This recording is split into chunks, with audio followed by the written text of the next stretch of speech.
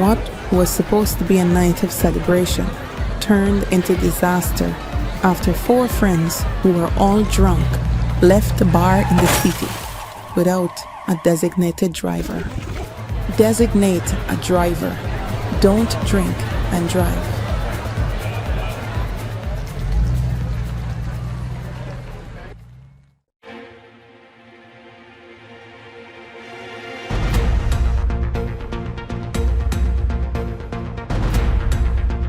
This is your news source evening bulletin for today, Friday, the 7th day of February in the year 2025. I'm Gordon Mosley reporting, and here's what we're tracking tonight. Maintaining that enhanced biometrics should be used during the course of the upcoming elections, opposition leader Norton today rejected a position by the chairman of GECOM, Singh, that the implementation of digital fingerprint capture cannot be done simultaneously with preparations for the upcoming elections. At a press conference, the opposition leader said the Elections Commission should move ahead with the hiring of a technical consultant to offer advice on the introduction of digital fingerprint capture, as he rubbished Justice Singh's position that a consultant should be hired after the elections. The opposition rejects this latest proposal as inadequate and unacceptable. The GECOM chair is acting as a biased arbiter when, in fact, she should be seeking consensus, and she's causing Guyanese to raise questions about her competence, integrity, and courage. The chairman of the Elections Commission, in justifying her position, explained that it would be difficult to implement the digital project simultaneously with preparations for the elections. Aside from logistical challenges, she said there must also be technical and financial considerations and political and social acceptance of the proposed project. But the opposition leader today said the election chair lacks the technical competence to pronounce on the implementation of the biometrics technology and project management. The GECOM chair lacks the technical know-how to make such a critical decision. We remain resolute in our stated positions that 1. The integrity and credibility of the next elections cannot be held hostage to the bias and arbitrary decision of the GECOM chair when she lacks the requisite technical knowledge to so do. 2.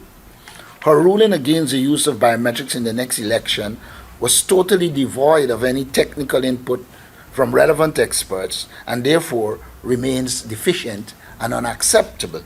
Mr. Norton said instead of dancing around the issue, the Elections Commission must seek proposals from expert firms on using fingerprint biometrics in Guyana for registration and voting. He said the Elections Commission needs the expert advice before it shuts the door on the issue for the upcoming elections. The opposition has been pressing for enhanced biometrics for elections in Guyana for more than 3 years. More news coming up in just a moment. It all starts with one. Maybe it's one look, you know the one, or one touch, even one word. It can start with one step, or one promise, one thrill, one first time, one deep breath, one leap of faith, one day to remember, or one night to forget. One moment, so many stories that make up one crazy, average, everyday, fabulous life. We get one life, just one. Make your move. It all starts with one.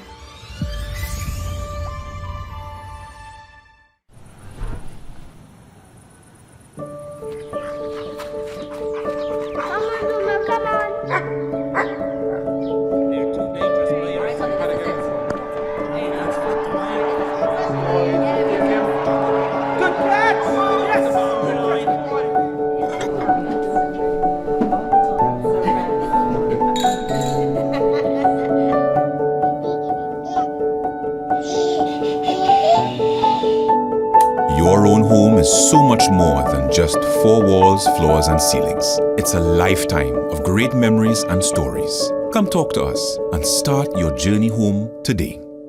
Republic Bank, we're the one for you.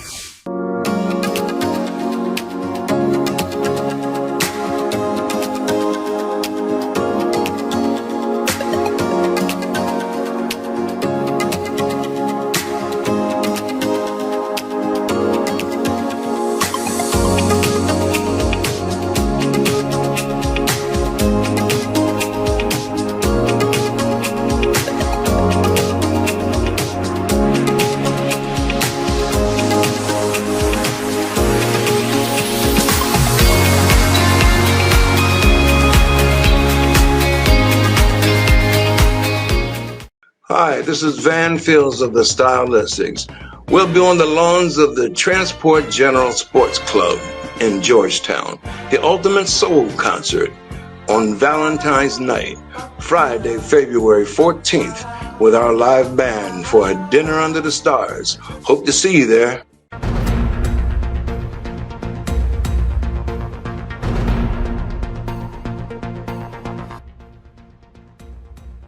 The leader of the Alliance for Change, Nigel Hughes, today said he would absolutely welcome a full investigation into his acquisition of lands, but added that there must also be a full-fledged investigation into the sale of prime state lands at Ogle on the east coast of the Marara and along the Heroes Highway on the east bank of the Marara to persons closely associated with the current government. After Mr. Hughes raised questions about the sale of prime lands at Ogle and along the Heroes Highway, Vice President Barrett Jagdeo came out yesterday with documents to show that under the coalition government and after the no-confidence vote and the elections, Hughes had acquired leased lands. Hughes has said those were provisional leases and this government has stalled the agriculture lands being leased to him. I absolutely welcome and encourage a full investigation into my acquisition of lands on the left bank of Essequibo River in the vicinity of the mouth of the Groat Creek. The attorney has clarified that in January of 2016, long before the no-confidence motion, he acquired 20 acres of land in the vicinity of Groat Creek for agricultural purposes from one Simon Monroe. Back in January 2016, there was a gentleman called Mr. Simon Monroe who occupied and had been farming in that area. I entered into an agreement with him. The agreement was dated the 28th of January 2016, and I purchased 50 acres of land from him on the left bank of the Essequibo River for the sum of $2 million. He said at the time of the acquisition, Monroe had not acquired the full lease from the Guyana Lands and Surveys Commission, and the very next day he visited the commission and paid for inspections to be conducted. Hughes said though he eventually secured a provisional lease for some 50 acres of land in the area, it has been 8 years since he has been waiting on the Guyana Lands and Survey Commission to issue him a final lease. In the absence of the final lease, he was unable to pursue his agriculture business venture, he said. On Thursday, Vice President Barrett Jagdeo accused the AFC leader of also helping to secure commercial lands at Ogle for a Trinidadian company for $26 million per acre, $4 million less than what was paid by controversial real estate developer Ed Ahmad under the current government. But today Hughes said while he has acted as a corporate secretary for foreign companies in Guyana in his capacity as an attorney, he is not a shareholder and has never engaged in negotiations for commercial lands at Ogle or any other place as alleged by the vice president. I am more than willing to undergo any investigation, but more importantly than that, since these are national lands that are being given out under licenses of occupancies and other legal documents, let the country of Guyana know who has been awarded their lands, what rates they have been awarded, what have been the conditions under which those lands have been awarded, so that all of us who are citizens of this country and are entitled to know. Let them investigate. The leader of the Alliance for Change said the investigations must also cover lands sold at Ogle and along the Heroes Highway. We said then, and we repeat now, there is a need, and we strongly demand a full inquiry into all the lands that have been allocated along the Heroes Highway and also along the at Ogle. Earlier this week, the Chief Executive Officer of the Central Housing and Planning Authority, Sherwin Greaves, resigned from his position as questions were raised about him signing off on land sales for Ed Ahmad and purchasing properties in New York from a company linked to the same Ed Ahmad.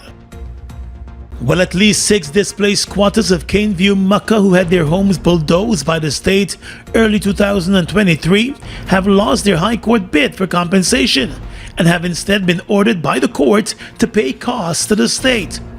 In a ruling this morning, Acting Chief Justice Roxanne George said the applicants failed to make out their cases. She also noted that their decision not to engage the government on the regularization process, which it had offered. The government had long said the residents were squatting on its reserve and had served several notices for them, the persons who were living and farming there, to move. While some persons accepted the government's offer of house and land in another area, some others who have been living in the area for more than 30 years have been holding out. The Chief Justice said the applicants would have become trespassers after being asked to remove from the land for which they had no title and to which they did not lay claim by any action or proceedings. She said they refused to move and the owner or its agents would have been entitled to remove them. She said they stayed at their peril. The acting Chief Justice acknowledged that the properties of the residents were damaged and noted that the case of damage to property should have been filed instead. Further, the Chief Justice ruled that the residents must also pay damages to the Attorney General and the Ministry of Housing. The demolition of the houses came after several families had refused to vacate the government's reserve, which the government had stated was to be used to build a new 4-lane road. The Ministry of Housing and Water offered houses in the Little Diamond housing scheme to the squatters, while warning them that their homes would be demolished if they did not remove from the path of the major road project. The homes of the squatters were eventually demolished, leaving many of them homeless. The highway was built, but ended up not being close to the area where the squatters lived.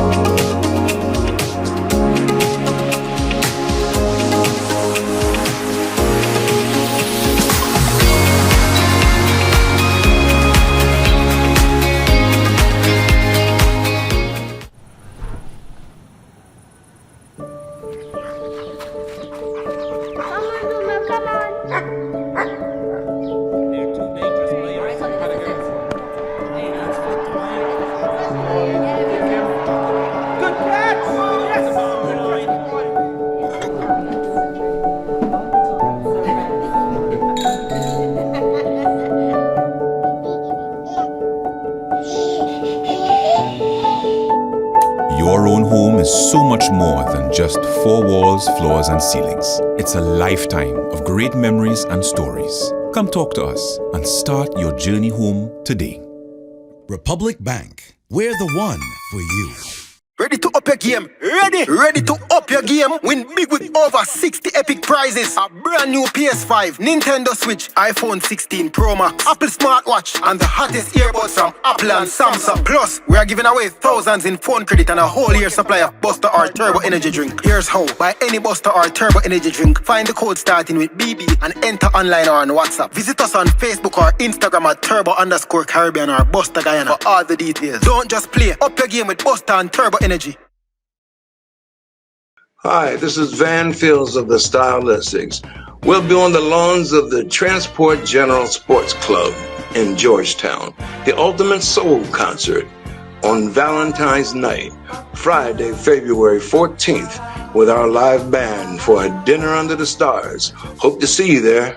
One day after Vice President Barrett Jagdeo denied having knowledge before it was announced of social media commentator turned contractor Mikhail Guinea's Critic Rodriguez being awarded an $870.5 million contract to build a pump station at Bellevue, the opposition is again raising concern about that contract award. The project has been on a standstill for several months, although Rodriguez has received more than $150 million in advance payments. The project is now delayed by several months. Questions have been raised about how Tepui Inc., which has Rodriguez as its director, was able to secure the contract, since the company had no experience in the area and was not the lowest bidder. The Guyanese Critic has long boasted about having close ties with senior persons in the PPP, but the Vice President is saying he only learned of the contract award to the Critic after the fact. Like the Critic thing that I get vilified for, sometimes I found out that he was awarded a contract after the contract was awarded. because I didn't go to cabinet. I didn't go to cabinet. Today, Opposition Member of Parliament Ganesh Mahipal said the contract should have been terminated a while ago. He said it has now become clear that Critics Company did not go through the evaluation process, and that raises even more concerns about the contract award. From the outset, we have said openly that this pump station should have never been awarded to Tepui Group, owned and operated by the Guyanese Critic. And it is not because we are against him going into contract bidding and being awarded contract, but we are against awarding contracts when they do not meet the requirement to receive the contracts. The contract award was examined by the Public Procurement Commission, and the Commission had concluded that there were several violations in the award of the contract, but it was still not recalled. And with more than a year since the contract award and more than $150 million paid out to the contractor, the contract is about 10% completed. Here we are seeing now what is materializing before our eyes is his ability to not complete this contract. We are seeing his inability to do the work. We are seeing how the work is indeed technical and does not fit within his scope, because had he been evaluated properly and not awarded the contract, we would have had no issue, because he's not fit and proper for that work. The opposition has repeatedly accused the PPP civic government of handing out big money contracts to its families, friends, and favorites. A social media page that goes by the name of Guyana Daily News came in for strong criticism today after encouraging persons to head down to the Mohammed's Enterprise building to receive $100,000 cash from the popular business family. From as early as 3 o'clock this morning, persons were spotted in lines outside the business place on Lombard Street, unaware that there was no giveaway taking place. By sunrise, as reality started to rise on them, the Mohammed Company issued a statement, lashing out at the Guyana Daily News, which appeared closely linked to the government and the Sheriff Company for the fake news report. The Mohammed said it is unfortunate that the real issues affecting the Guyanese people and their families are being manipulated by known associates on a daily basis, adding that Guyana Daily News had used its platform to broadcast false information and disrespect the Guyanese people. Many of those who gathered this morning were less fortunate persons and disabled persons. The Ministry of Home Affairs, in a statement of its own, also condemned the actions of the Guyana Daily News, while not naming the social media entity. The ministry said the social media message that was broadcast across social media was a deliberate attempt to mislead the public and create unnecessary confusion. The Home Affairs Ministry called on citizens to remain vigilant and verify information through official government channels before acting on such announcements. An attorney at law stated on Facebook that there are a number of cybercrime charges that could be filed against the person or persons operating the Guyana Daily News page. A Guyanese citizen, Harry Narayan Ranch Kumar, who was extradited to Canada on Tuesday, will face several criminal charges there. In confirming the extradition, the Ministry of Home Affairs today said Raj Kumar waived his right to an extradition hearing and consented to return to Canada to face charges, which include attempted murder in violation of the Canadian Criminal Code and aggravated assault in violation of the Canadian Criminal Code Ottawa jurisdiction. The extradition marks the first successful extradition between Guyana and Canada. According to the statement from the Home Affairs Ministry, the extradition marks a milestone in international crime-fighting cooperation and in bilateral relations and collaborative efforts to combat transnational crime. The Canadian government had submitted a formal extradition request to the government of Guyana for Raj Kumar. In response, the Ministry of Home Affairs requested that the acting chief magistrate begins the necessary legal proceedings for the extradition. The release said Raj Kumar was arrested by the police force following an Interpol red notice, and the authorities have been tracking his whereabouts since May of 2019 after he fled Canadian law enforcement. According to the ministry, the successful extradition highlights Guyana's steadfast commitment to international law enforcement cooperation and its dedication to ensuring that justice is served regardless of borders.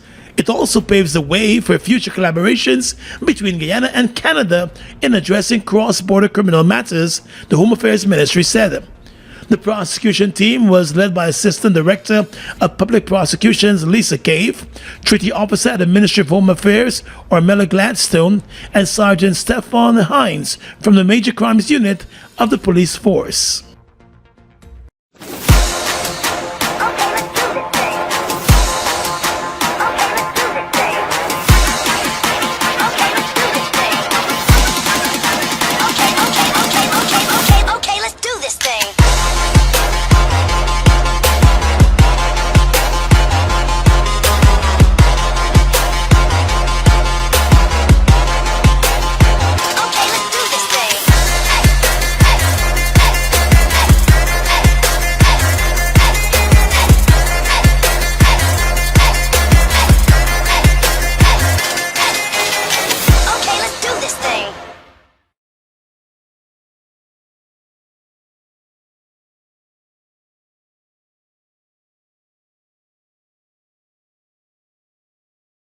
Guyana's economy is rapidly transforming, and we're all part of it. Guy is at the forefront of this development by providing reliable and efficient energy and supporting community development from the very core. 100% of Guyana's profit goes back to building schools, roads, and other important infrastructure that connects our cities and towns, providing fuel to domestic, marine, industrial, and aerial transportation.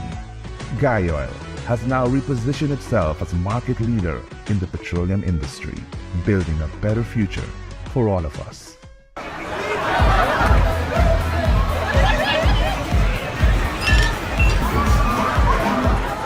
What was supposed to be a night of celebration turned into disaster after 4 friends who were all drunk left the bar in the city without a designated driver.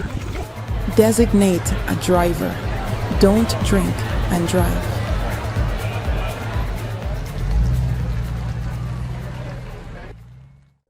It all starts with one.